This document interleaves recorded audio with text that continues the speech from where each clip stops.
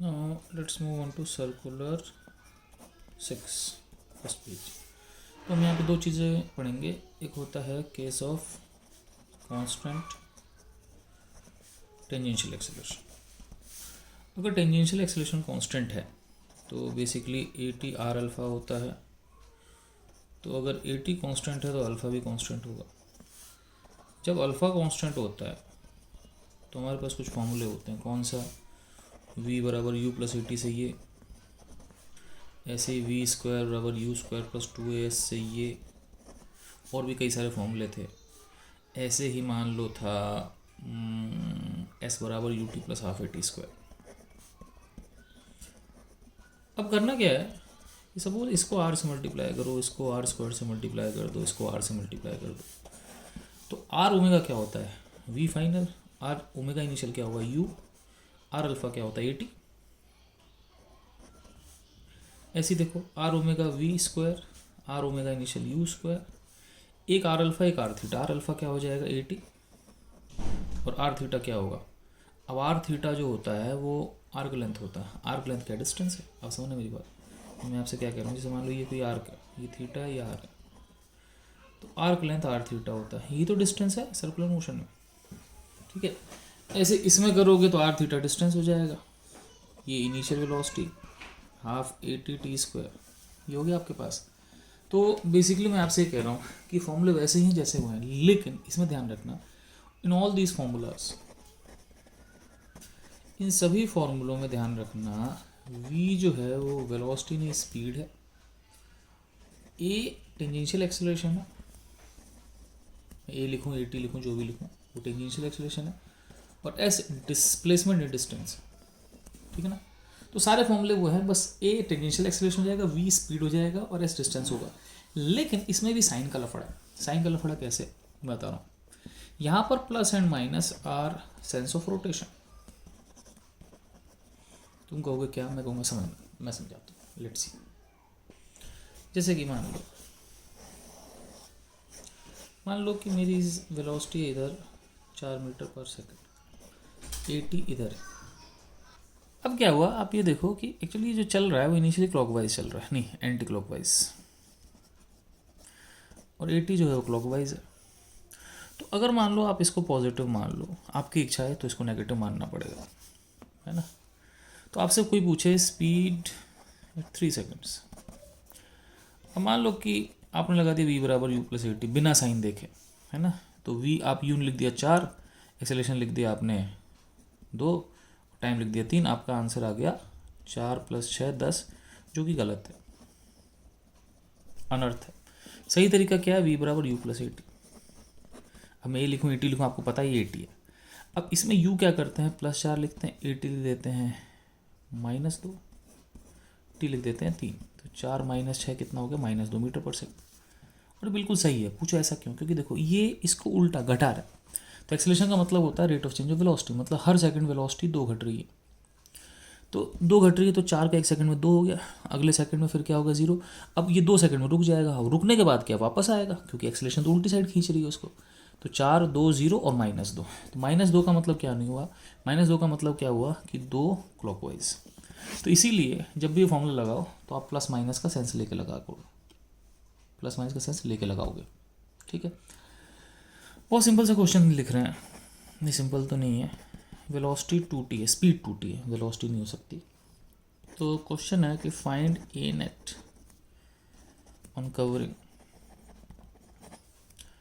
First half circle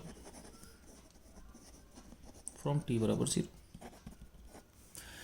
ठीक है, अगर वेलोसिटी 2t है तो आधे चक्कर के बाद, है ना, उसका नेट एक्सेलरेशन क्या होगा? Let's see. चलो भाई, तो v बराबर 2t है, मेरे से बोला आधे चक्कर के बाद क्या होगा? ए टी हो जाएगा dy/dt, ए टी आ गया 2, ये कांस्टेंट है। अब नेट एक्सेलरेशन क्या होती है? A t square plus A R square. अब ए आर होता है वी स्क्वायर बार, आर देने रखा, तो क्या करें? तो आधे चक्कर के बाद मान लो कि यहाँ से चालू हुआ, तो मान लो वो चल रहा है ऐसे, तो आधे चक्कर के बाद स्पीड निकालनी है। अच्छी बात, हमको स्पीड निकालनी है, हमको रेडियल निकालना है। तो रेडियल कैसे निकालें? रेडियल होता है वी स्क्वायर बार। तो देखो किस्मत की बात है कि ए टी कॉन्स्टेंट है, तो हम लिख सकते हैं वी स्क्वायर बराबर यू स्क्वायर प्लस 2s। ठीक है भाई, वेलोसिटी 2t है तो ये t बराबर 0 पे, t बराबर 0 पे 0 हो जाएगी। ठीक है ना, तो बेसिकली क्या हो गया, वी स्क्वायर बराबर 280s। अब 80 कितना है बच्चों, 80 आपके पास 2 है ना, और s कितना है, अब देखो s आपके पास जो डिस्टेंस है इस केस में वो पाई आर हो गया, आधा चक्कर हो गया। अब देखो मुझे बिना रेडियस के v नहीं आएगा, लेकिन मुझे v चाहिएगा, मुझे तो v स्क्वायर बार चाहिए जो रेडियल एक्सेलरेशन होते हैं। यहाँ से v स्क्वायर बार कितना आ गया, 4 पाई आ गया, तो मेरे पास v स्क्वायर बार 4 पाई आ गया, काम खत्म। चलो भाई, तो अपने पास रेडियल एक्सेलरेशन आ गया, टेंजेंशियल अपने को पता ही है 2 है। अब करना क्या, टोटल एक्सेलरेशन निकालना। टोटल एक्सेलरेशन क्या हो जाएगा, a net square plus a t square, a net sorry a radial square plus a tangential square. तो रेडियल स्क्वायर कितना है, रेडियल आपके पास जाएगा 4 पाई और टेंजेंशियल आपके पास जाएगा 2।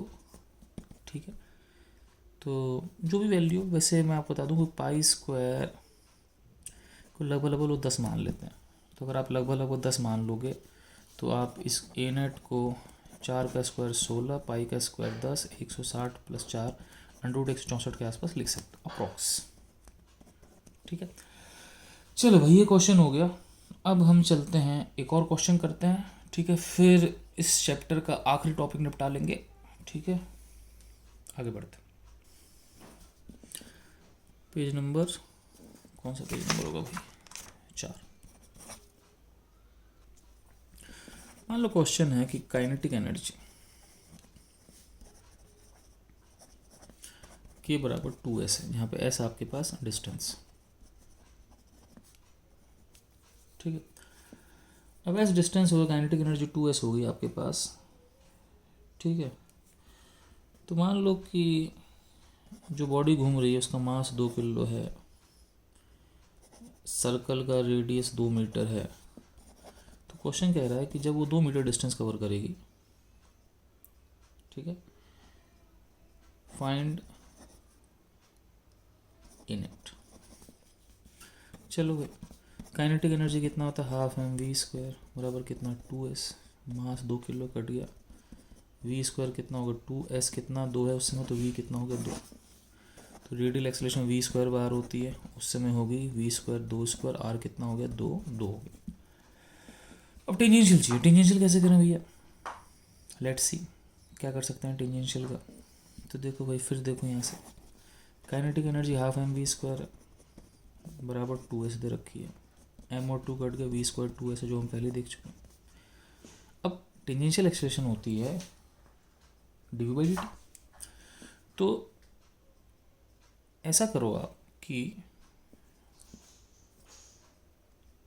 वी एस का फंक्शन है, तो आप काम करो कि 80 डी बाई डी टी होती है, अगर मैं डी एस से डिवाइड कर दूँ और डी एस से मल्टीप्लाई कर दूँ तो d s by d t क्या हो गया, v d by d S.